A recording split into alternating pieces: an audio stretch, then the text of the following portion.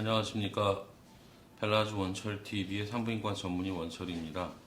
오늘 다루고자 하는 주제는 여러분들이 어떤 부인 성형 관련한 시술이 필요해서 병원을 방문하거나 또는 그런 전문가를 좀 알아보고 수술에 대해서 고민하는 경우에 뭐 주의해야 될 점 또는 유의해야 될 점, 충분히 고려해야 될 점들을 간단하게 정리해서 말씀을 드리겠습니다. 제가 그냥 몇 줄 적어봤는데요. 먼저 이러한 병원 내지는 또 그 시술하는 술자를 결정함에 있어서 중요한 거는 몇 가지가 있겠습니다.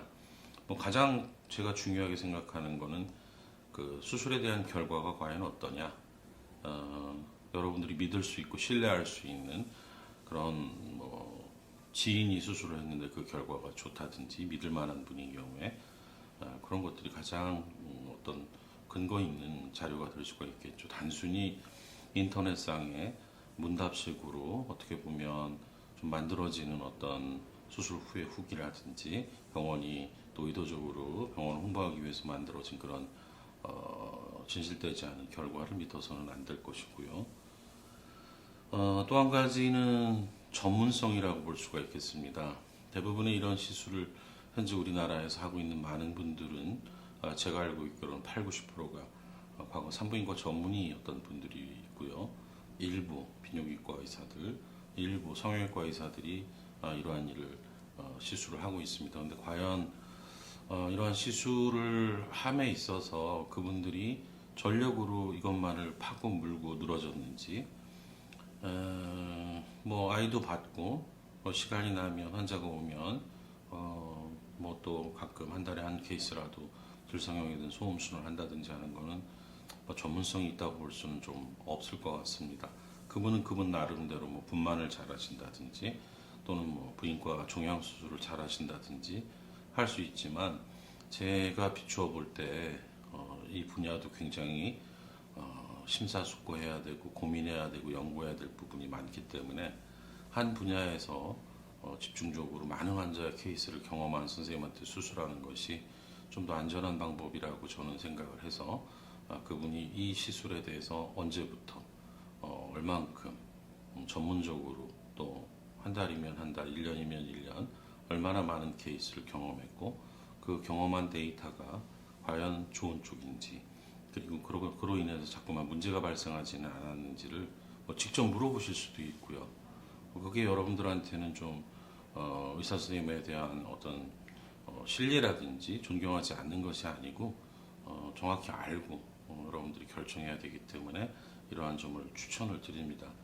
또 한 가지는 전문적이라면은 그냥 본인이 생각나는 대로 수술하는 그런 것이 아니고 단순히 경험에 의해서 이루어진 수술보다도 전문적으로 좀 교육을 받고 어떤 학회에서 이러한 분야에 대해서 여러 사람들과 의견을 교류하고 공유하는 것이 어떤 시술의 발전, 기술의 발전에 큰 도움이 된다는 게 제 생각입니다.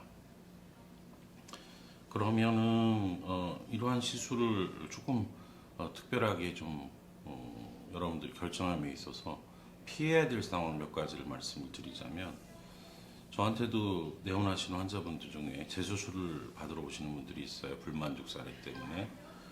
그런 경우에 환자들은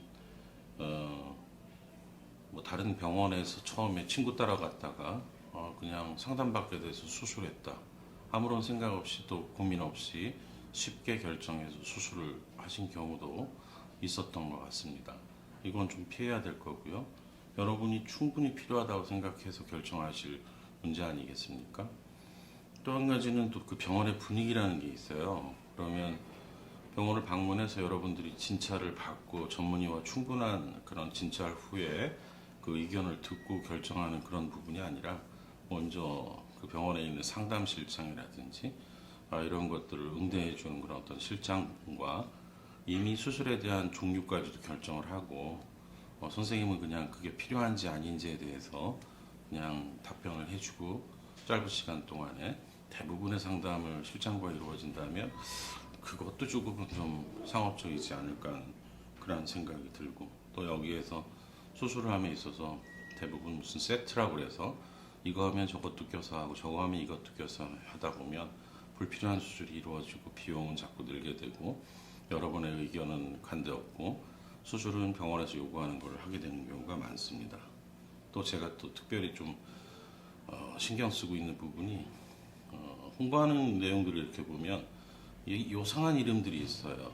특히 뭐 환자들이나 이런 시술을 원하는 분들을 좀 이렇게 좀 빨리 이렇게 꼬인다고 그럴까요? 할 수 있는 뭐 특히 대표적인 게 무슨 양귀비 또는 뭐 클레오파트라, 뭐 지렁이 또는 뭐 어떤 뭐 스프링 그런 것들은 의학적인 용어는 아니라고 생각을 합니다. 질을 작게 만든다, 뭐 질 축소, 성형이다, 보건 수술이다 이런 것과는 벌써 느껴지는 게 다르지 않습니까? 어떤 여러분들이 그런 수술을 했다고 절대 양귀비가 될 수 있는 것은 아니니까요. 이러한 요상한 이름을 설명하면서 환자를 그렇게 이해시키는 것 역시도 좀 과한 수술이 가져다 줄 결과치보다는 기대치만 부풀리는 그러한 것들이 아닐까 생각을 합니다. 간단하게 말씀을 드렸는데요. 어떤 수술이 필요한 경우 여러분 충분한 시간을 가지고 고민한 다음에 이러한 시술을 얻을 수 있는 기대치를 정확히 아시고 수술을 결정하셔야 될 거고, 수술을 결정할 때는 그 병원의 선생님, 특히 술자의 어떤 경력, 그리고 전문성, 그다음에 그동안의 어떤 능력, 결과치 등등을 여러분들이 판단하시고 결정하심이 가장 좋으리라고 그런 조언을 좀 드리고 싶습니다. 요새는 홍보가 실력을 앞서는 경우가 좀 있는 것 같다는 생각도 들어서 여러분들이 또 재수술하고 또 필요 없는 수술을 하게 되는 일을 조금 피하시는 여러분 어떤 팁에 대해서 오늘 말씀을 드렸습니다.